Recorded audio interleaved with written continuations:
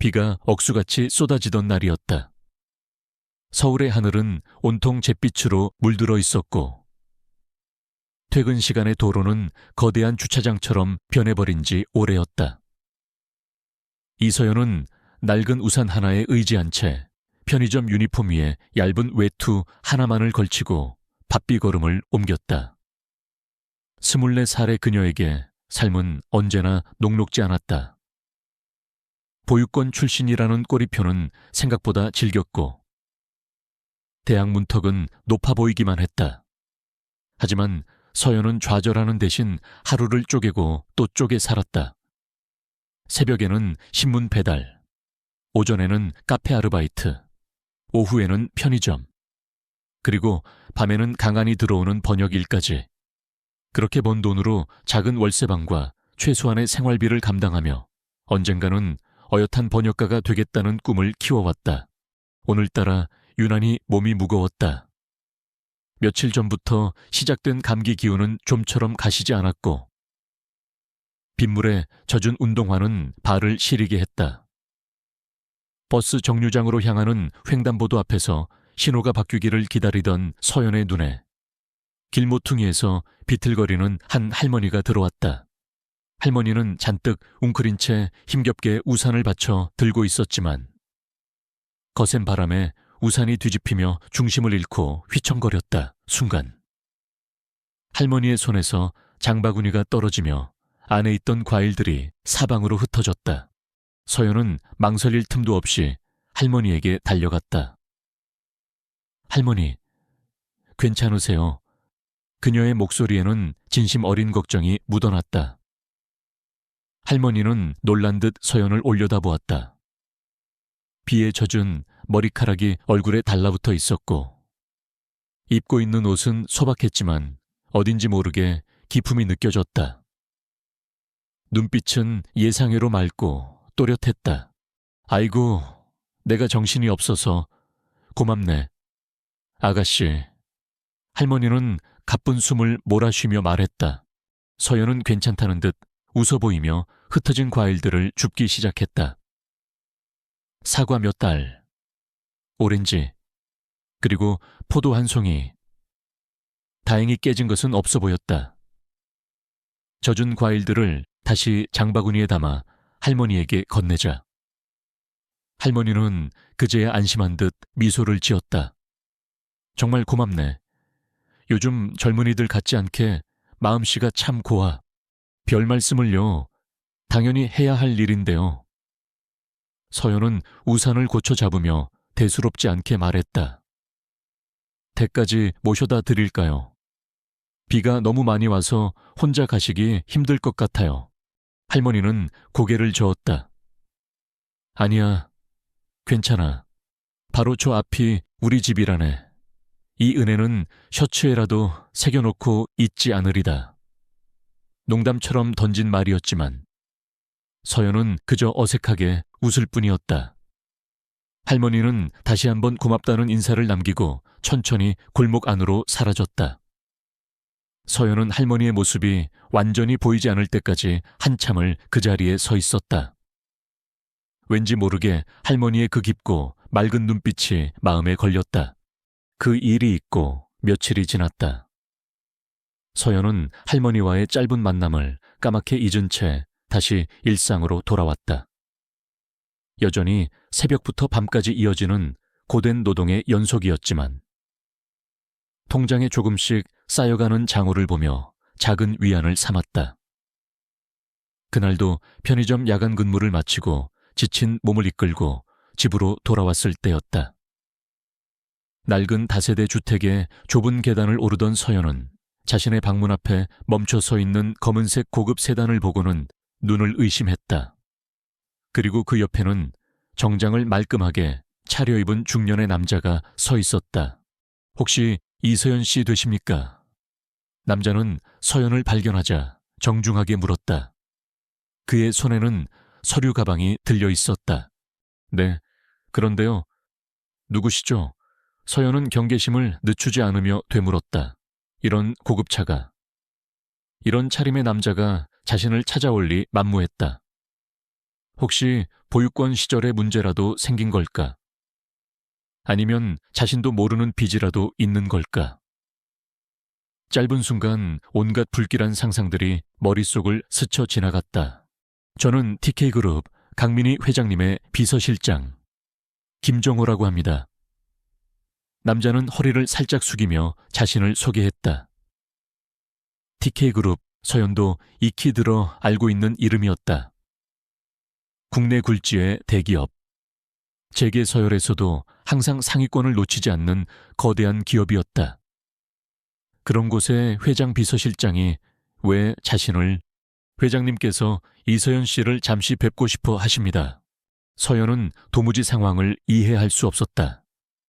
저를요, 회장님께서 왜 김 비서실장은 부드럽지만 단호한 어조로 말했다. 자세한 말씀은 회장님께 직접 들으시는 것이 좋을 것 같습니다. 잠시 시간을 내어주실 수 있으시겠습니까? 그의 태도는 너무나 정중했지만 어딘지 모르게 거절하기 어려운 압박감이 느껴졌다. 서연은 잠시 망설였다. 하지만 이 상황을 피한다고 해결될 것 같지도 않았다. 무엇보다. 그 강민희 회장이라는 이름이 며칠 전 비 오는 날 만났던 할머니와 겹쳐지며 묘한 예감을 불러일으켰다. 결국 서연은 김 비서실장을 따라 나섰다. 검은색 세단은 소리 없이 부드럽게 도로를 미끄러져 나갔다. 차창 밖으로 빠르게 지나가는 서울의 야경은 평소와 다름없었지만 서연의 마음은 복잡하게 요동치고 있었다. 1시간쯤 달렸을까. 차는 서울 외곽의 한적한 부촌으로 접어들더니 거대한 철문 앞에 멈춰 섰다. 철문이 천천히지 열리자 넓은 정원과 함께 그림 같은 저택의 모습을 드러냈다. 서연은 입을 다물지 못했다. TV 드라마에서나 보던 재벌가의 저택이 눈앞에 펼쳐진 것이다. 김 비서실장의 안내를 받아 저택 안으로 들어서자 고풍스러우면서도 세련된 내부 장식이 그녀를 압도했다.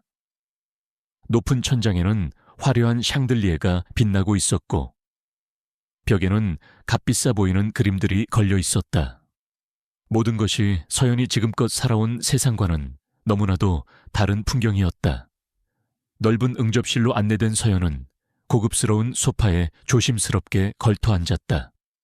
심장이 터질 것처럼 두근거렸다. 잠시 후 응접실 문이 열리고 익숙한 인형이 들어섰다.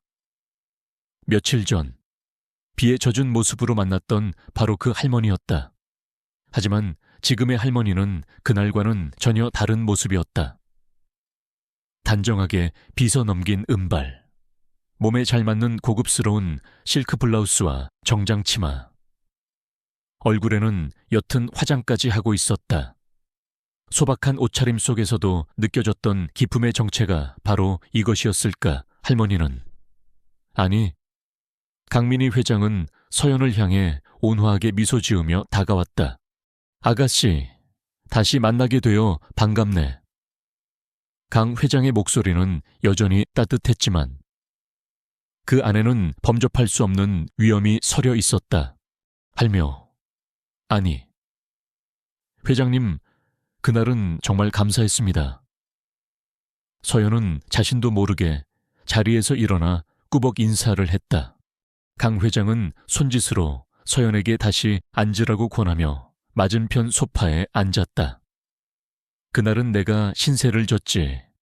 아가씨 덕분에 감기도 안 걸리고 잘 넘겼다네. 잠시 부드러운 침묵이 흘렀다.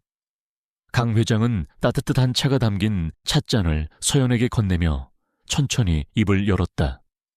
오늘 아가씨를 보자고 한 건 다름이 아니라 내게 한 가지 제안을 하고 싶어서라네. 제안이요. 서연은 의아한 표정을 지었다. 자신 같은 평범한, 아니, 평범 이하의 삶을 사는 사람에게 대기업 회장이 할 제안이라는 것이 과연 무엇일까? 강 회장은 잠시 창밖을 바라보았다. 어둠이 내린 정원에는 은은한 조명이 켜져 있었다. 내게는 눈에 넣어도 아프지 않을 손주 녀석이 하나 있다네. 이름은 강지훈이라고 하지. TK그룹의 유일한 후계자이기도 하고 서연은 숨을 죽인 채 강 회장의 다음 말을 기다렸다. 강지훈. 어디선가 들어본 듯한 이름이었다. 경제뉴스나 잡지에서 간혹 언급되던 젊은 경영인의 이름과 같았다. 그 아이에게 짝을 찾아주고 싶네. 강 회장의 말은 충격적이었다. 아가씨에게 내 손주 며느리 후보가 되어 달라는 말을 하고 싶어서 불렀다네. 서연은 순간 자신의 귀를 의심했다. 손주 며느리 후보, 지금 이 상황이 현실인지, 아니면 지독한 피로감 때문에 꾸는 꿈인지 분간이 가지 않았다. 그녀는 황당한 표정으로 강 회장을 바라보았다. 회장님, 지금 농담하시는 거죠? 저 같은 사람이 어떻게... 농담이 아닐세.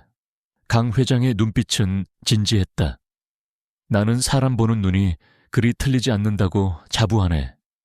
비 오는 날, 아무런 대가도 바라지 않고 나를 도와주던 아가씨의 그 선한 마음과 당찬 눈빛을 나는 똑똑히 보았지.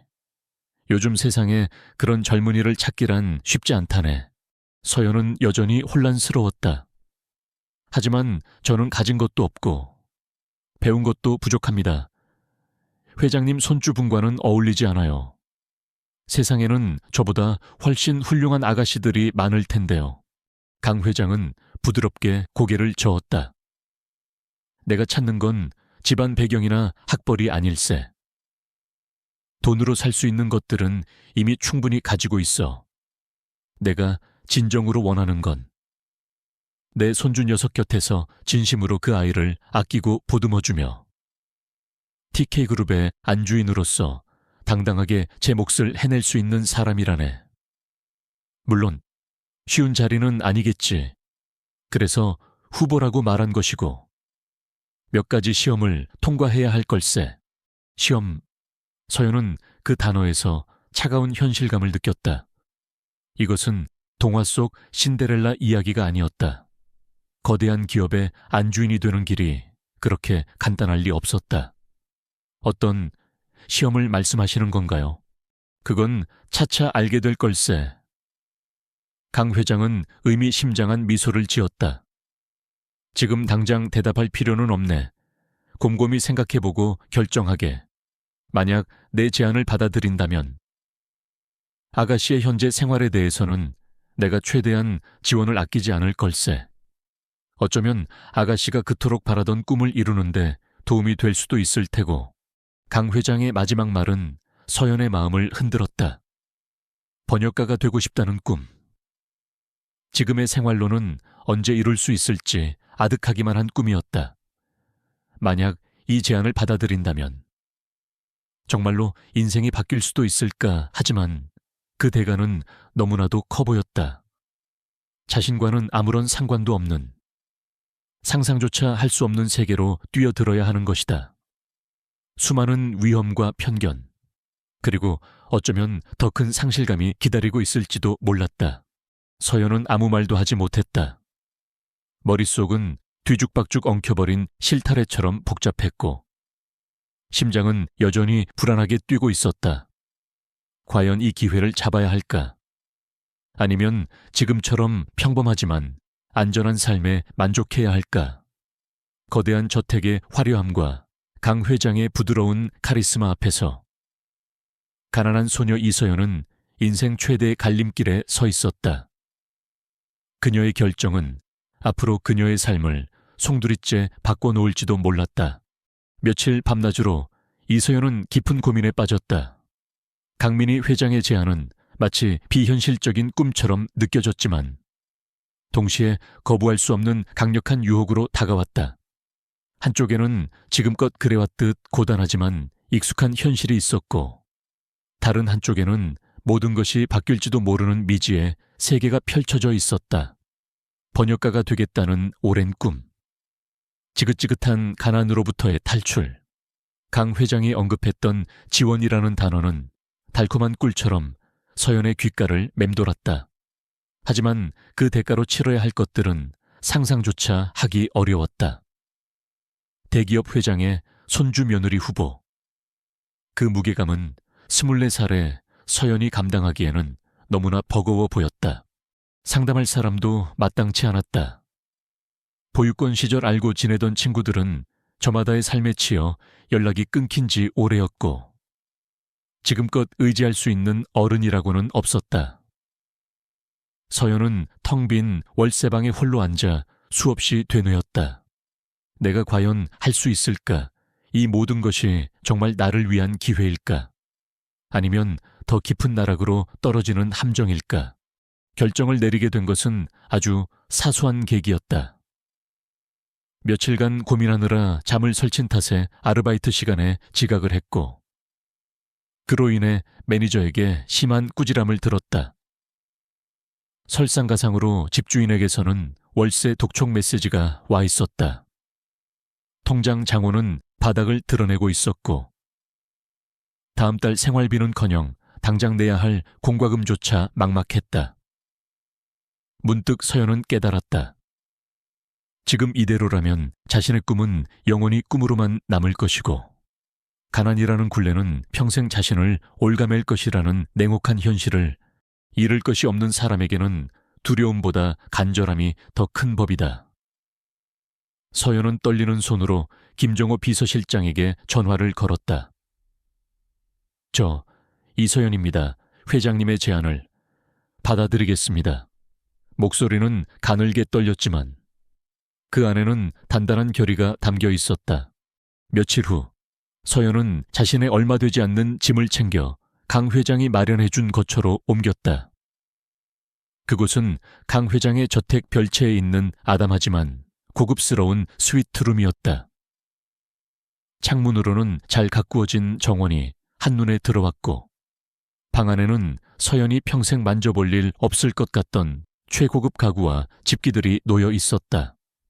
모든 것이 낯설고 어색했지만 동시에 새로운 시작을 알리는 듯한 묘한 설렘도 느껴졌다. 그리고 본격적인 교육이 시작되었다. 강 회장은 서연에게 전담 교사들을 붙여주었다. 우아한 중년 여성인 박선영 실장은 서연에게 상류층의 복잡한 예절과 화법, 테이블 매너 등을 가르쳤다. 처음에는 포크와 나이프 사용법조차 낯설어 쩔쩔매던 서연이었지만 특유의 성실함과 빠른 습득력으로 조금씩 적응해 나갔다. 유명 스타일리스트는 서연의 옷차림부터 머리 모양, 화장법까지 모든 것을 바꾸어 놓았다. 촌스럽던 단발머리는 세련된 웨이브 스타일로 변했고 헐렁한 티셔츠와 청바지 대신 몸에 잘 맞는 우아한 원피스와 블라우스가 그녀의 옷장을 채웠다.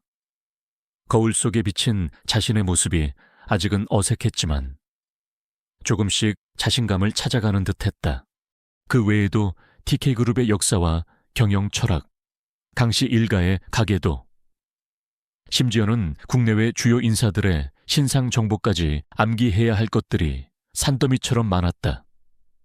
서연은 마치 고시생처럼 하루 종일 공부에 매달렸다. 때로는 너무나 다른 세상의 이야기에 현기증을 느끼기도 했고 자신의 처지가 한없이 초라하게 느껴지기도 했다. 하지만 그럴 때마다 강 회장이 했던 말을 떠올렸다. 내가 진정으로 원하는 건 내 손주 녀석 곁에서 진심으로 그 아이를 아끼고 보듬어주며 TK그룹의 안주인으로서 당당하게 제 몫을 해낼 수 있는 사람이라네.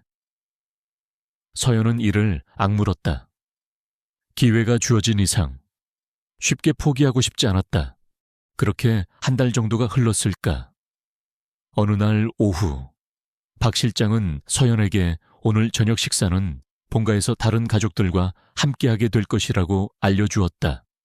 그리고 그 자리에는 강지훈 씨도 참석할 것이라고 덧붙였다. 강지훈. 서연은 자신도 모르게 마른 침을 삼켰다. 사진으로만 보았던 남자, TK그룹의 황태자이자 자신이 이 낯선 세계에 발을 들여놓게 된 근본적인 이유. 저녁 식사 시간.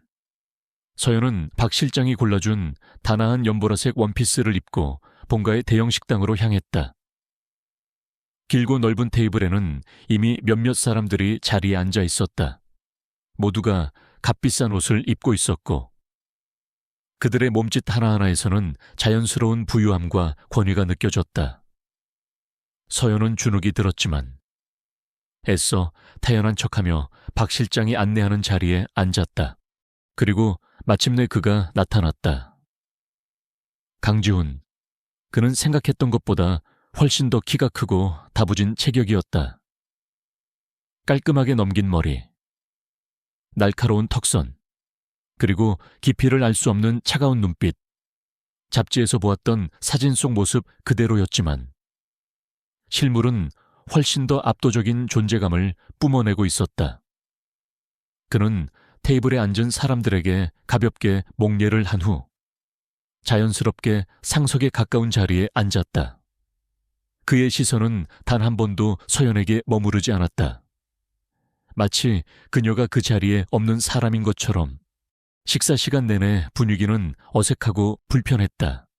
강 회장은 평소처럼 온화했지만 다른 가족들은 노골적으로 서연을 탐색하거나 무시하는 듯한 태도를 보였다.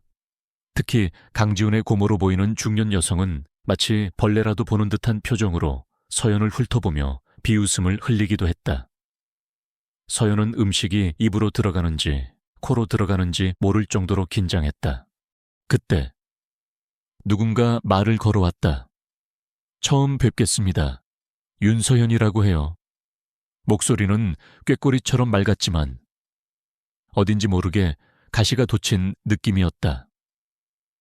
고개를 돌리자 화려한 이목구비를 가진 젊은 여성이 서연을 향해 미소 짓고 있었다. 그녀는 강지훈의 바로 옆자리에 앉아 있었다. 언뜻 보기에도 부유한 가문의 영예임이 틀림없어 보였다. 아, 네, 이서연입니다. 서연은 어색하게 대답했다. 이서연 씨 이야기는 익히 들었어요. 할머님께서 특별히 아끼시는 분이라고. 윤서연은 말을 이어갔지만 그녀의 눈빛은 전혀 웃고 있지 않았다. 그런데 서연 씨는 어떤 일을 하시는 분이세요? 이렇게 갑자기 우리 집안일에 휘말리게 되셔서 많이 당황스러우실 것 같아요. 그 말은 마치 서연의 배경을 떠보는 듯한 은근한 조롱처럼 들렸다. 서연은 얼굴이 화끈거리는 것을 느꼈다. 뭐라고 대답해야 할까? 편의점 아르바이트를 했다고, 신문 배달을 했다고 솔직하게 말해야 할까? 아니면 적당히 얼버무려야 할까? 서연이 입을 열려고 하는 순간 차가운 목소리가 끼어들었다. 서연아, 식사 중에는 사적인 질문은 삼가는 게 좋겠다. 강지훈이었다.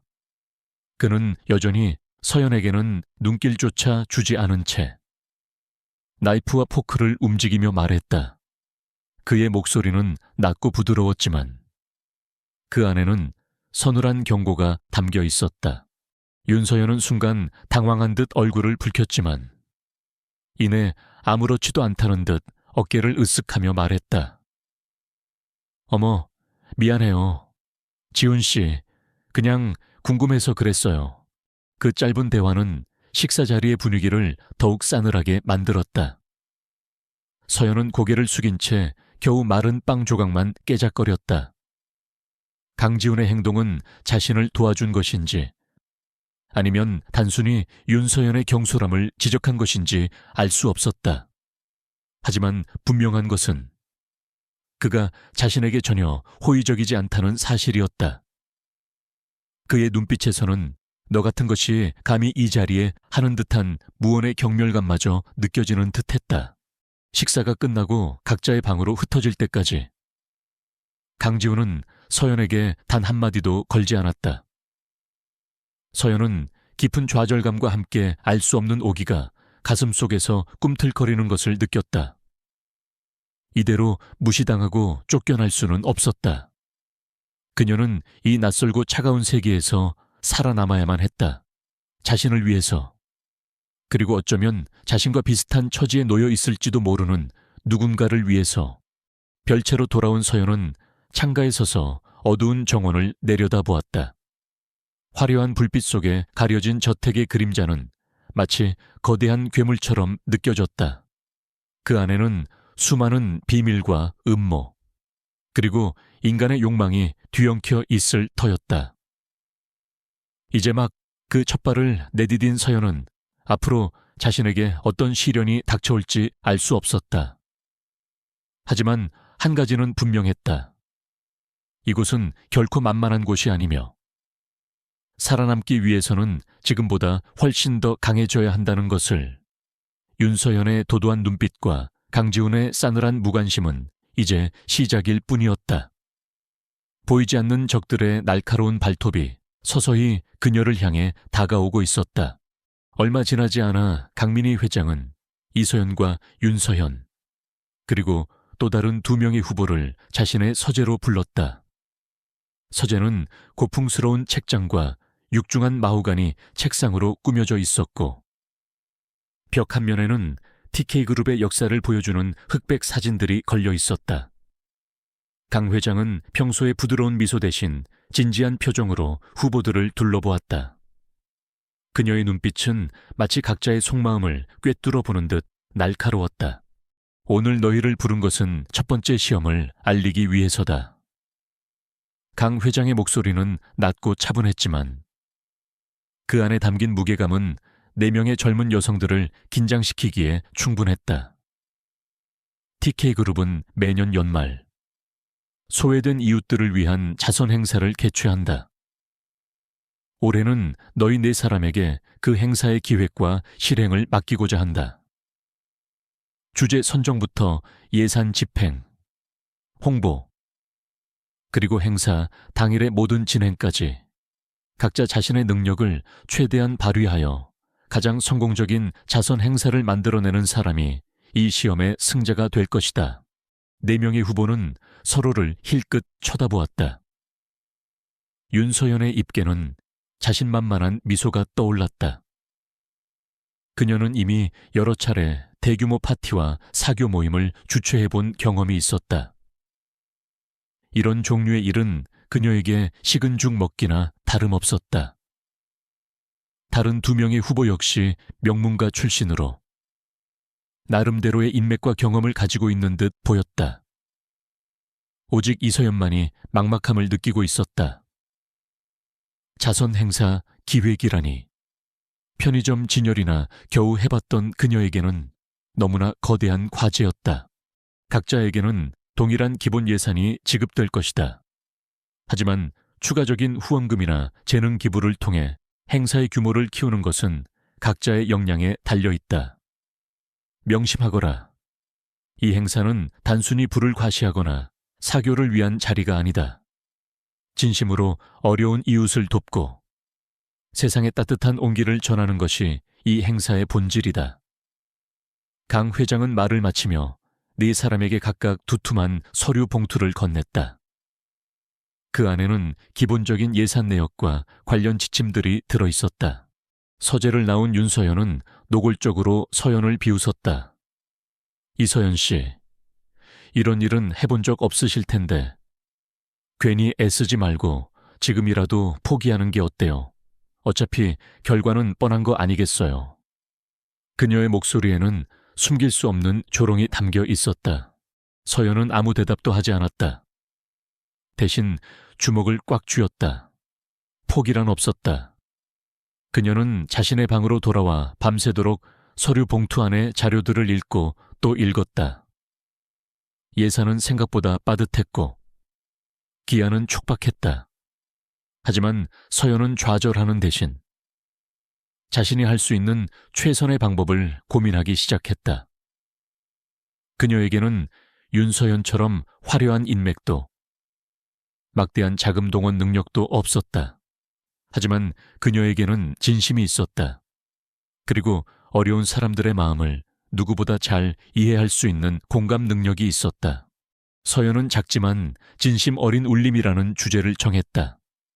대규모의 화려한 행사보다는 정말 도움이 필요한 사람들에게 실질적인 도움을 줄 수 있는 내실 있는 행사를 기획하기로 마음먹었다. 그녀는 며칠 밤낮으로 서울 시내의 무료 급식소, 미혼모 쉼터, 독거노인 지원센터 등을 직접 찾아다니며 그들의 이야기를 듣고 필요한 것이 무엇인지 꼼꼼하게 기록했다. 그 과정에서 몇몇 자원봉사자들과 진심으로 소통하며 작은 인연들을 만들어 가기도 했다. 하지만 현실의 벽은 높았다. 행사 장소를 대관하려 해도 번번이 거절당했고 기업들의 후원을 얻는 것은 하늘의 별 따기였다. 그 배후에는 어김없이 윤서연의 그림자가 어른거렸다. 윤서연은 자신의 집안 배경과 TK그룹 내의 인맥을 총동원하여 서연의 앞길을 사사건건 방해했다. 서연이 접촉하는 업체마다 미리 선수를 쳐서 계약을 가로채거나 서연에 대한 악의적인 소문을 퍼뜨려 이미지를 실추시켰다. 심지어 서연이 어렵게 섭외한 자원봉사자들에게까지 압력을 넣어 발을 빼도록 만들었다. 서연은 지쳐갔다. 아무리 발버둥 쳐도 보이지 않는 벽에 부딪히는 느낌이었다. 자신의 무력함과 세상의 냉혹함에 눈물이 쏟아질 것 같았다. 그때 박선영 실장이 조용히 그녀에게 다가왔다. 서연 씨, 너무 힘들어 보입니다. 박 실장은 따뜻한 차를 건네며 부드럽게 말했다. 회장님께서 서연 씨를 선택하신 이유가 단지 착한 마음씨 때문만은 아닐 겁니다. 서연 씨 안에는 분명 강인한 무언가가 있어요. 그것을 믿으세요. 박 실장의 말은 서연에게 작은 위로가 되었다. 그녀는 다시 힘을 내기로 했다. 윤서연이 전공법으로 자신을 방해한다면 자신은 다른 길을 찾아야 했다. 서연은 화려한 호텔 연회장 대신 얼마 전 방문했던 한 미혼모 쉼터의 작은 마당을 행사장으로 선택했다. 후원금을 모으는 대신 재능 있는 무명 예술가들을 설득하여 공연을 열고 지역 주민들의 자발적인 물품 기부를 받는 형식으로 방향을 틀었다. 처음에는 냉담했던 사람들도 서연의 진심 어린 설득과 끈기에 조금씩 마음을 열기 시작했다. 1명, 2명. 그녀를 돕겠다는 사람들이 나타나기 시작했다.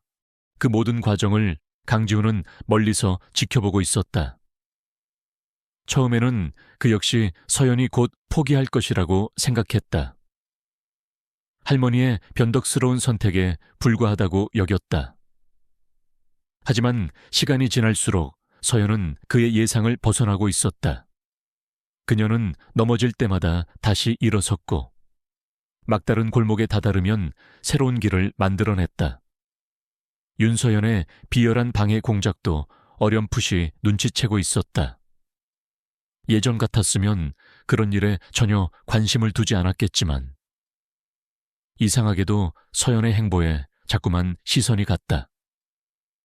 그녀의 작은 체구에서 뿜어져 나오는 강한 생명력. 그리고 어려운 상황에서도 잃지 않는 따뜻한 눈빛이 그의 마음에 작은 파문을 일으키고 있었다. 어느 날 저녁, 강지훈은 퇴근길에 우연히 서연이 늦은 시간까지 한 허름한 인쇄소에서 홍보 전단지를 직접 나르고 있는 모습을 목격했다. 땀에 젖은 머리카락, 초라한 옷차림. 하지만 그녀의 얼굴에는 지친 기색보다 무언가를 해내고 있다는 작은 성취감이 어려 있었다.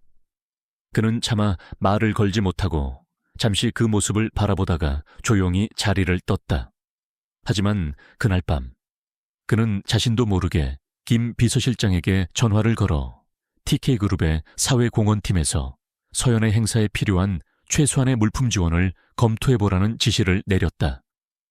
물론 자신의 이름은 드러내지 말라는 조건과 함께였다. 서연은 갑작스러운 TK그룹의 지원에 어리둥절했지만 이내 감사의 마음을 전하며 그 도움을 소중하게 사용했다. 작은 테이블과 의자, 음향 장비, 그리고 따뜻한 담요 몇 장. 그것들은 비록 소박했지만 서연의 행사를 더욱 풍성하게 만들어주기에 충분했다. 그녀는 이것이 강 회장의 배려일 것이라고 생각하며 다시 한번 힘을 냈다. 행사일이 코앞으로 다가왔다. 윤서연은 최고급 호텔에서 유명 연예인들을 초청한 화려한 자선 파티를 준비하고 있었다. 언론의 스포트라이트는 온통 윤서연에게 집중되었고 서연의 작은 행사는 사람들의 관심 밖으로 밀려나는 듯했다. 하지만 서연은 초조해하지 않았다.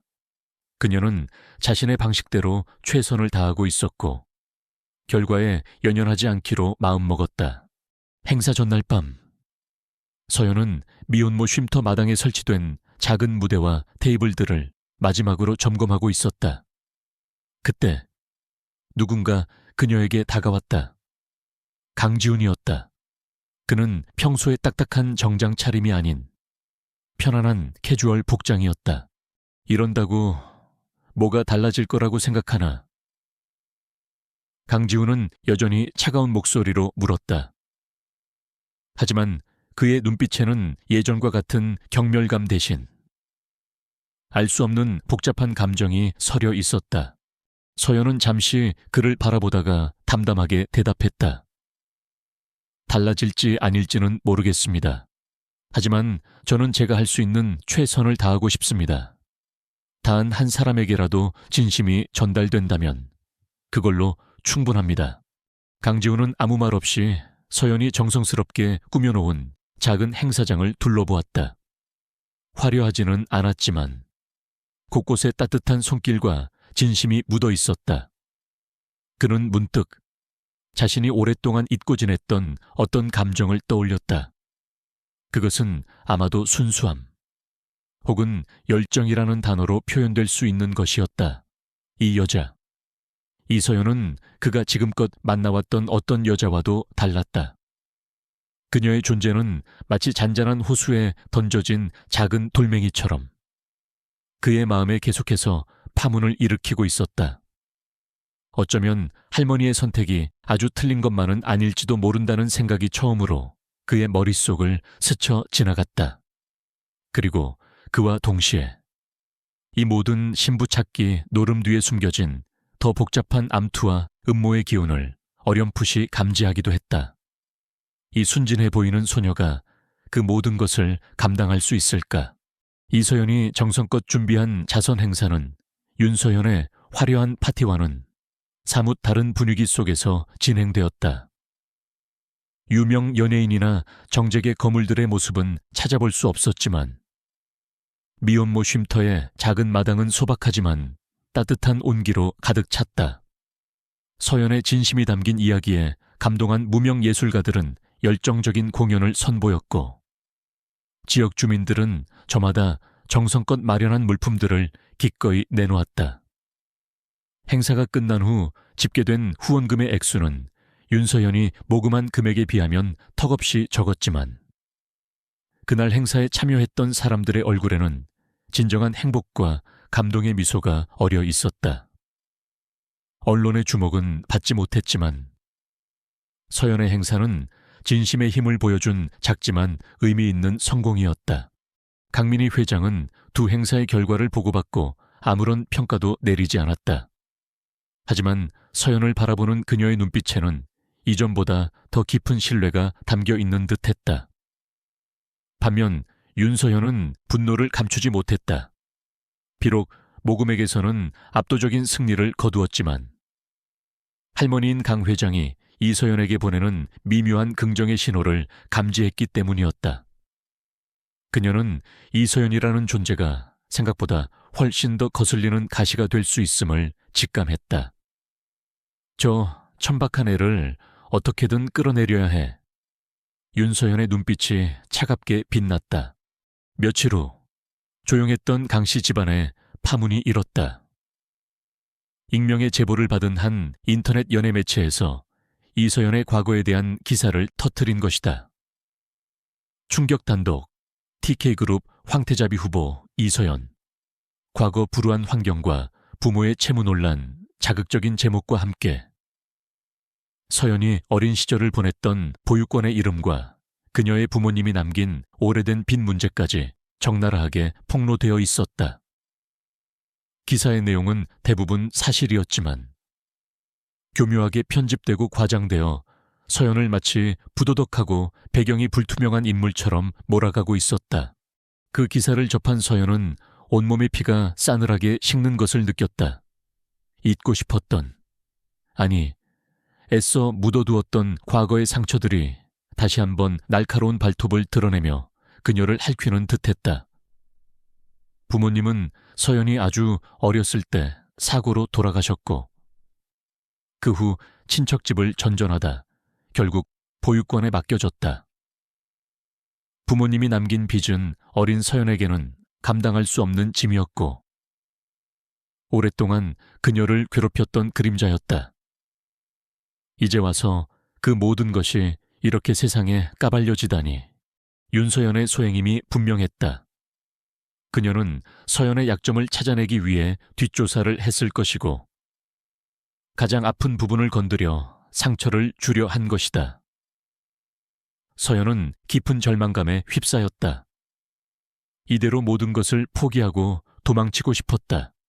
하지만 그 순간 그녀의 뇌리를 스치는 한 가지 생각이 있었다. 여기서 무너지면 윤서연이 원하는 대로 되는 거야. 그리고 나 자신에게도 지는 거야. 다음 날 아침, 서연은 평소보다 더욱 단정한 모습으로 강 회장 앞에 섰다. 강 회장은 아무 말 없이 그녀에게 신문 기사가 실린 태블릿 PC를 내밀었다. 서연은 담담한 표정으로 기사를 다시 한번 읽어 내려갔다. 드릴 말씀이 없습니다. 서연은 조용히 입을 열었다. 기사에 나온 내용들은 대부분 사실입니다. 저는 보육원 출신이고 돌아가신 부모님께서는 빚이 있으셨습니다. 하지만 저는 단 한 번도 그 사실을 부끄럽게 생각한 적 없습니다. 오히려 그런 환경 속에서도 꿈을 잃지 않고 열심히 살아왔다고 자부합니다. 그녀의 목소리는 떨리지 않았다. 눈빛은 슬픔을 머금고 있었지만 그 안에는 꺾이지 않는 의지가 담겨 있었다. 강 회장은 한참 동안 서연을 바라보았다. 그리고는 나지막이 말했다. 사람들은 과거의 그림자에 얽매여 현재를 살아가는 어리석음을 범하곤 하지. 하지만 진정으로 중요한 것은 과거가 아니라 그 과거를 딛고 현재를 어떻게 살아가며 미래를 어떻게 만들어가느냐 하는 것이다. 나는 네 안에서 가능성을 보았다. 서연아, 흔들리지 말고 네 길을 가거라. 강 회장의 말은 따뜻한 격려가 되어 서연의 마음을 감쌌다. 그녀는 자신도 모르게 눈시울이 뜨거워지는 것을 느꼈다. 그 사건은 강지훈에게도 적지 않은 영향을 미쳤다. 그는 처음 기사를 접했을 때 역시나 이서연이라는 여자는 자신과 어울리지 않는 배경을 가졌다고 생각했다. 하지만 이서연의 당당한 태도와 할머니의 변함없는 신뢰는 그의 마음속에 작은 의문을 남겼다. 그는 비서에게 은밀히 이서연의 과거에 대해 다시 한번 자세히 알아보라고 지시했다. 며칠 후 비서가 가져온 보고서는 인터넷 기사와는 사뭇 다른 내용을 담고 있었다. 서연의 부모님은 성실했지만 운이 따르지 않았던 사람들이었고 남겨진 빚 역시 악의적인 것이 아니었다.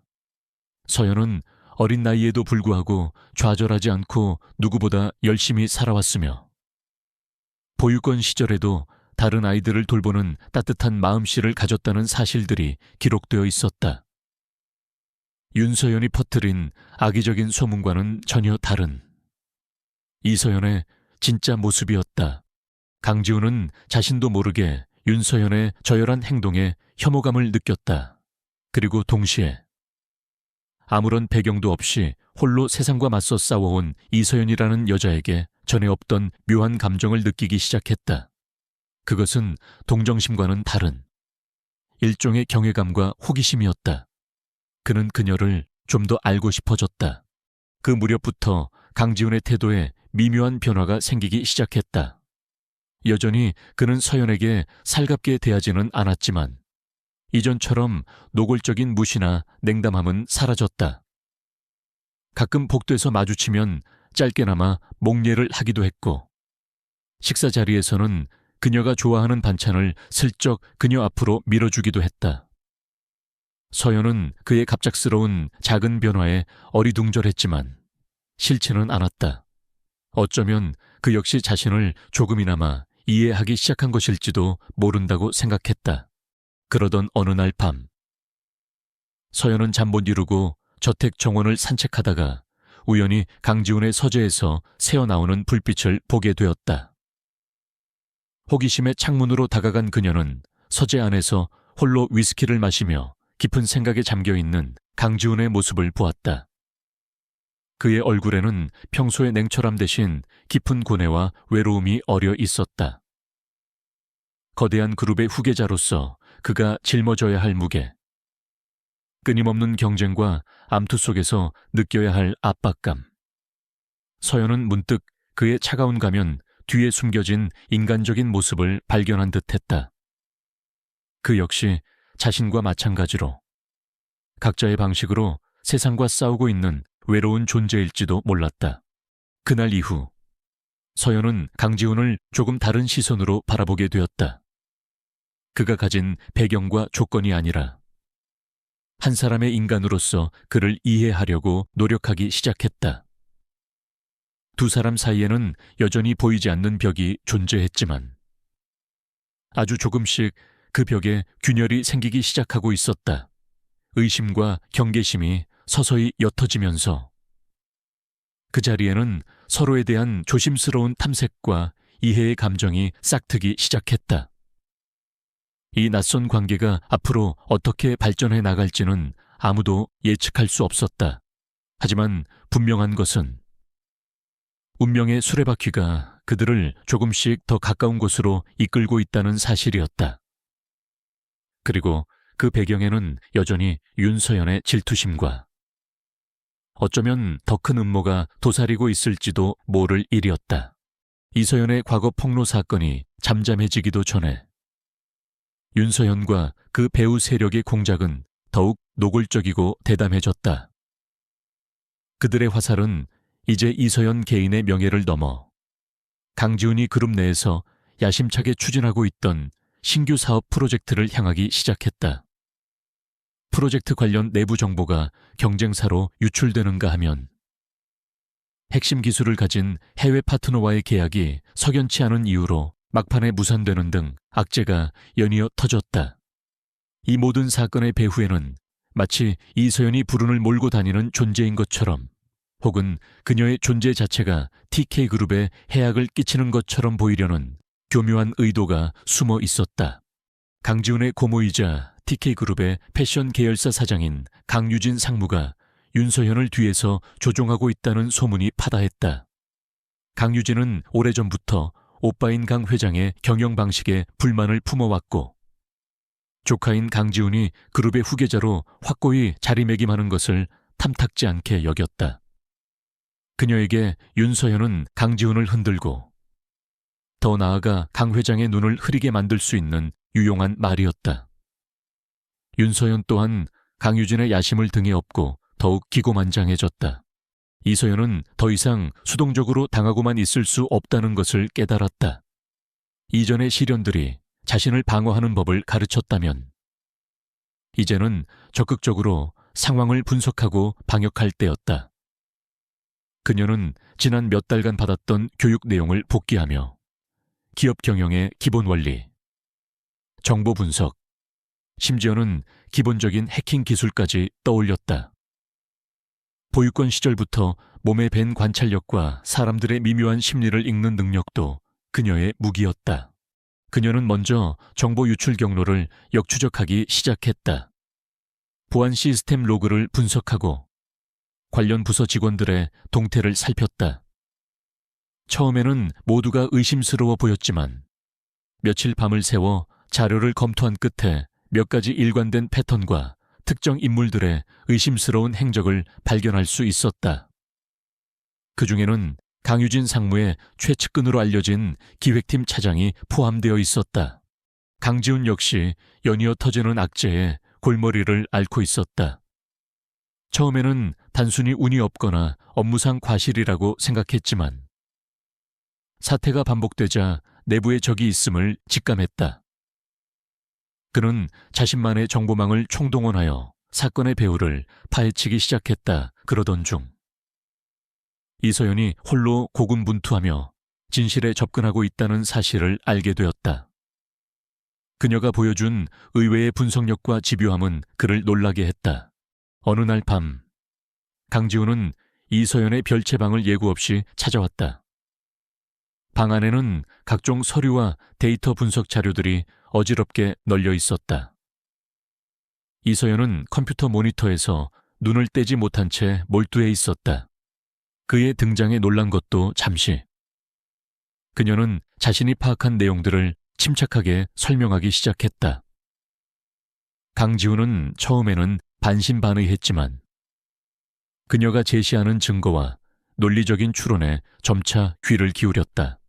강유진 상무님이 직접 개입했다는 증거는 아직 없어요. 하지만 이 기획팀 차장의 움직임은 분명히 누군가의 지시를 받고 있는 것처럼 보여요. 그리고 그 배후에는 윤서연 씨가 깊이 연관되어 있을 가능성이 높고요. 이서연의 눈빛은 확신에 차 있었다. 강지훈은 한참 동안 말이 없었다. 그는 이서연이 밝혀낸 사실들이 자신이 비밀리에 조사한 내용과 상당 부분 일치한다는 것을 알았다. 그는 이 어린 여자가 가진 잠재력에 다시 한번 감탄했다. 그리고 자신도 모르게 그녀에게 신뢰를 느끼기 시작했다. 알겠다. 일단 자네가 파악한 내용을 바탕으로 좀 더 면밀히 조사해보지. 하지만 너무 위험한 일에는 나서지 않는 게 좋겠어. 상대는 생각보다 훨씬 더 교활하고 악랄할 수 있으니까. 그의 목소리에는 무뚝뚝함 속에 희미한 걱정이 묻어 있었다. 그날 이후 두 사람 사이에는 묘한 공조관계가 형성되었다. 강지훈은 이서연에게 TK그룹의 내부 정보망에 접근할 수 있는 최소한의 권한을 열어주었고 그녀는 그 정보를 바탕으로 더욱 깊이 있는 분석을 이어갔다. 강민희 회장은 이 모든 상황을 묵묵히 지켜보고 있었다. 그녀는 손자와 이서연이 함께 위기에 맞서는 모습을 보며 자신의 선택이 틀리지 않았음을 확신하는 듯했다. 어쩌면 그녀는 이 모든 것을 처음부터 예견하고 있었는지도 몰랐다. 윤서연과 강유진 상무는 이서연과 강지훈의 미묘한 협력관계를 눈치채지 못한 채 마지막 결정타를 날릴 준비를 하고 있었다. 그들은 TK그룹의 차기 주력 사업으로 떠오르고 있는 바이오 신약 개발 프로젝트의 핵심 기술을 해외 경쟁사에 빼돌리고 그 누명을 이서연에게 씌우려는 거대한 함정을 파고 있었다. 만약 이 계획이 성공한다면 이서연은 산업 스파이라는 오명을 쓰고 사회에서 매장될 것이며 강지훈 역시 후계자로서의 입지에 치명적인 타격을 입게 될 터였다. 그들의 계획은 치밀했다. 가짜 이메일 계정, 조작된 송금 내역, 그리고 매수된 증인까지 모든 것이 이서연을 범인으로 지목하고 있었다. D-Day는 TK그룹의 창립 기념식이 열리는 날로 정해졌다. 그날 강유진 상무는 긴급 이사회를 소집하여 이서연의 만행을 폭로하고 그녀를 그룹에서 축출함과 동시에 강지훈의 경영 능력에 대한 책임을 물을 예정이었다. 하지만 그들이 간과한 것이 있었다. 바로 이서연의 예지력과 치밀함이었다.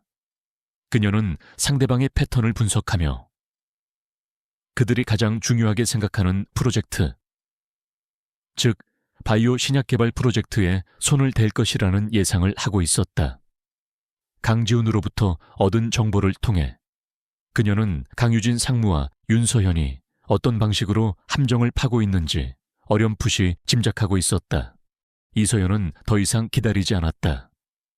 그녀는 자신이 수집한 모든 증거 자료, 기획팀 차장의 비리 내역, 윤서연과의 비밀 접촉 증거, 그리고 함정의 실체를 암시하는 정황들을 정리하여 강지훈에게 넘겼다. 그리고 자신만의 마지막 카드를 준비하기 시작했다. 그것은 어쩌면 모든 것을 건 위험한 도박이 될 수도 있었다. TK그룹 창립 기념식 전날 밤, 서울의 야경이 그 어느 때보다 화려하게 빛나고 있었다. 하지만 그 화려함 뒤편에서는 거대한 폭풍이 몰려오고 있었다. 이서연은 창가에 서서 깊은 숨을 내쉬었다. 두려움이 없었다면 거짓말이겠지만 그보다 더 큰 것은 진실을 밝히고 스스로를 증명해야 한다는 절박함이었다. 그녀는 이제 더 이상 거리에서 우연히 만난 할머니를 도와주던 가난한 소녀가 아니었다. 그녀는 자신의 운명을 스스로 개척하고 거대한 음모에 맞서 싸우는 강인한 전사로 변해가고 있었다. 내일 모든 것이 결정될 터였다. TK그룹 창립 기념일. 서울의 최고급 호텔 연회장은 대한민국 정재계의 내로라 하는 인사들로 발 디딜 틈 없이 붐볐다. 화려한 샹들리에 아래 사람들은 삼삼오오 모여 담소를 나누었고 샴페인 잔이 부딪히는 소리가 경쾌하게 울려 퍼졌다. 하지만 이 화려함의 이면에는 숨막히는 긴장감이 감돌고 있었다. 이서연은 강지훈의 옆자리에 앉아 있었지만 온 신경은 곧 터질지 모르는 폭탄을 향해 있었다. 그녀는 애써 평정을 유지하려 했지만 가늘게 떨리는 손끝은 어쩔 수 없었다.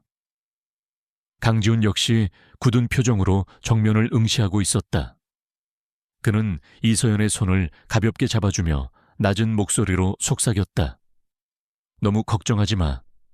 우리가 준비한 대로만 하면 돼. 그 말에 서연은 조금이나마 위안을 얻었다. 행사가 중반쯤 무르익었을 무렵 예상대로 강유진 상무가 단상 위로 올라섰다. 그녀의 얼굴에는 비장함과 함께 승리를 확신하는 듯한 미소가 어려 있었다. 잠시 장례를 정돈해 주시기 바랍니다. 오늘 이 영광스러운 자리에 제가 부득이하게 긴급 이사회를 소집하게 된 이유를 말씀드려야 할 것 같습니다. 장례가 순간 술렁였다. 강유진은 만족스러운 듯 그 모습을 지켜보다가 날카로운 시선으로 이서연을 쏘아보며 말을 이었다.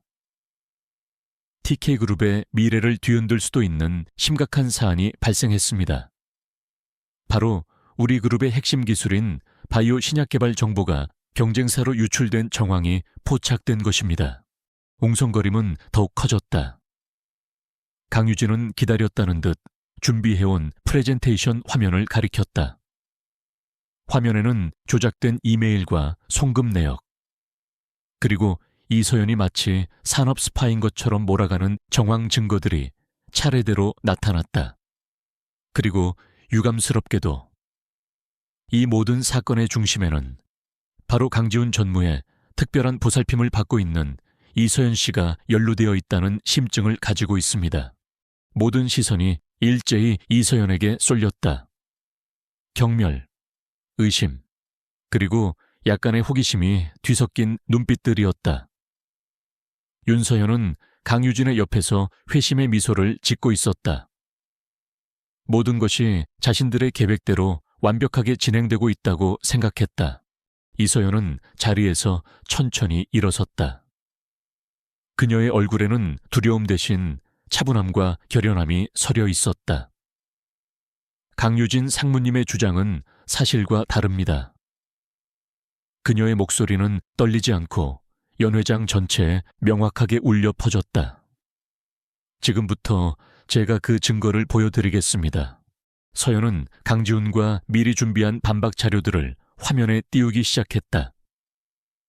첫 번째는 문제의 기획팀 차장이 강유진 상무의 지시를 받아 경쟁사와 비밀리에 접촉하는 모습이 담긴 CCTV 영상이었다. 두 번째는 조작된 이메일의 원본 파일과 타임스탬프 분석 결과, 그리고 윤서연이 증인을 매수하려 했던 대화 녹취록이었다. 증거가 하나씩 공개될 때마다 장내의 분위기는 급반전되었다. 강유진과 윤서현의 얼굴은 하얗게 질려갔다. 이 모든 것은 저를 모함하고 더 나아가 TK그룹의 경영권을 흔들기 위한 강유진 상무님과 윤서연 씨의 치밀한 계획이었습니다. 이서연의 목소리는 단호했다. 그녀는 더 이상 과거의 상처에 얽매인 가난한 소녀가 아니었다. 진실을 밝히기 위해 용감하게 맞서는 당당한 여성이었다. 바로 그때 강지훈이 이서연의 곁으로 다가와 그녀의 어깨를 감쌌다. 이서연 씨의 말은 모두 사실입니다. 그의 목소리에는 흔들림 없는 신뢰가 담겨 있었다. 저 또한 이 사건을 자체적으로 조사해왔고, 강유진 상무와 윤서연 씨가 그룹의 명예를 실추시키고 개인적인 이득을 취하려 한 명백한 증거들을 확보했습니다. 이 자리에 계신 모든 분들께, 그리고 무엇보다 저의 할머님이신 강민희 회장님께 진실을 밝히고자 합니다. 강지훈은 이서연이 제시한 증거에 더해 자신이 확보한 강유진 상무의 배임 혐의와 윤서연 집안의 비리 자료들까지 공개했다. 상황은 완전히 역전되었다. 윤서연은 더 이상 버티지 못하고 자리에 주저앉아 울음을 터뜨렸고, 강유진은 창백한 얼굴로 고개를 숙인 채 아무 말도 하지 못했다. 그녀가 매수하려 했던 증인 역시 모든 사실을 실토하며 용서를 구했다. 그 순간 강민희 회장이 천천히 단상으로 올라섰다. 그녀의 얼굴에는 깊은 실망감과 함께 냉검한 분노가 서려 있었다. 강유진 상무, 그리고 윤서연 양 그대들은 TK그룹과 강씨 가문의 명예에 먹칠을 했소. 나는 오늘부로 강유진 상무를 모든 직위에서 해임하고 윤서연 양과 그 가문과의 모든 관계를 정리할 것을 엄숙히 선언하오. 강 회장의 선언은 연 회장에 모인 모든 사람들에게 충격을 안겨주었다. 잠시 침묵이 흐른 후 강 회장은 이서연을 바라보았다. 그녀의 눈빛은 따뜻하고 자랑스러움으로 가득 차 있었다. 그리고 이서연 양, 나는 오늘 이 자리에서 이 아이가 내 손주 강지훈의 정식 약혼자임을 공표하는 바이오. 예상치 못한 발표에 장내는 다시 한번 술렁였다. 강 회장은 부드러운 미소를 지으며 말을 이었다. 내가 지난 몇 달간 신부 찾기라는 소동을 벌인 것은 단순히 지훈이의 배필을 찾기 위함만은 아니었어. 나는 내 손주 곁에서 그 아이를 진심으로 아끼고 함께 TK그룹이라는 거대한 배를 이끌어갈 수 있는 지혜와 용기, 그리고 강인한 마음을 가진 사람을 찾고 있었던 것이요. 이서연 양은 그 모든 것을 갖춘 아이라는 것을 스스로 증명해 보였소. 처음 거리에서 이 아이를 만났을 때 그 선한 눈빛과 어려움 앞에서도 굴하지 않는 당당함 속에서 나는 이미 그 가능성을 보았지. 강 회장의 말은 모든 의혹을 잠재우고 이서연의 징화를 세상에 알리는 순간이었다. 이서연은 자신도 모르게 눈물이 흘러내리는 것을 느꼈다. 그것은 슬픔의 눈물이 아니라 오랜 시간 억눌렸던 감정들이 터져 나오는 감격과 안도의 눈물이었다. 강지훈은 그런 그녀를 따뜻하게 안아주었다. 두 사람의 시선이 마주쳤고 그 안에는 말로 다 표현할 수 없는 깊은 신뢰와 애정이 담겨 있었다. 연 회장의 모든 사람들은 두 사람에게 아낌없는 박수를 보냈다. 온갖 역경을 이겨내고 마침내 진실을 밝히고 사랑을 쟁취한 이서연과 그녀를 믿고 지지하며 진정한 리더로 거듭난 강지훈. 두 사람의 앞날에는 여전히 많은 도전과 시련이 기다리고 있을지도 몰랐다. 하지만 이제 그들은 혼자가 아니었다. 서로를 믿고 의지하며 함께 나아갈 든든한 동반자가 있었다. TK그룹의 창립 기념일은 그렇게 한 편의 드라마 같은 사건과 함께 새로운 시작을 알리며 막을 내리고 있었다. TK그룹 창립 기념일 밤의 폭풍 같은 사건은 대한민국 상류사회에 큰 파장을 일으켰다. 강유진 전 상무는 모든 직위에서 해임된 것은 물론 배임 및 산업 스파이 혐의로 검찰 조사를 받게 되었다. 그녀의 오랜 야심과 잘못된 선택은 결국 자신을 파멸로 이끌었다. 윤서연과 그녀의 가문 역시 하루아침에 몰락의 길을 걸었다. TK그룹과의 모든 관계가 끊기고 사교계에서 외면당했으며 연루된 비리 문제로 인해 사업체마저 위태로워졌다. 오만과 질투로 쌓아 올린 모래성은 한순간에 무너져 내렸고 그들은 자신들의 행동에 대한 혹독한 대가를 치러야 했다. 공정하고 신속하게 진행된 법적 절차는 사회에 정의가 살아있음을 보여주었다. 세간의 관심은 온통 이서연과 강지훈에게 쏠렸다. 하루아침에 신데렐라가 된 이서연의 이야기, 그리고 그녀를 믿고 지지하며 사랑을 쟁취한 강지훈의 로맨스는 연일 화제가 되었다. 처음에는 호기심 어린 시선과 약간의 수군거림도 있었지만 이서연이 보여준 진실함과 용기, 그리고 강민희 회장의 확고한 지지는 점차 사람들의 마음을 움직였다. TK그룹 내부에서도 이서연의 능력과 인품에 대한 긍정적인 평가가 확산되었고 그녀는 점차 그룹의 새로운 안주인이자 미래의 리더로서 인정받기 시작했다. 모든 것이 제자리를 찾아가면서 이서연과 강지훈은 비로소 둘만의 시간을 가질 수 있게 되었다. 그들은 함께 과거를 돌아보고 현재의 감정을 솔직하게 나누며 미래를 함께 그려나갔다. 강지훈은 차갑고 냉정해 보였던 자신의 모습 뒤에 숨겨져 있던 상처와 외로움을 서연에게 고백했고 서연은 그런 그를 따뜻하게 보듬어 주었다. 서연 역시 보육권 시절의 아픔과 가난 속에서 품었던 꿈 이야기를 그에게 들려주었고 지훈은 그녀의 강인함과 순수함에 더욱 깊이 매료되었다. 서연아, 너를 처음 만났을 때 사실 나는 할머니의 계획이 탐탁지 않았어. 어느 날 저녁, 강지훈은 서연의 손을 잡고 조용히 말했다. 하지만 네가 보여준 모든 것들이 내 생각을 바꾸어 놓았지.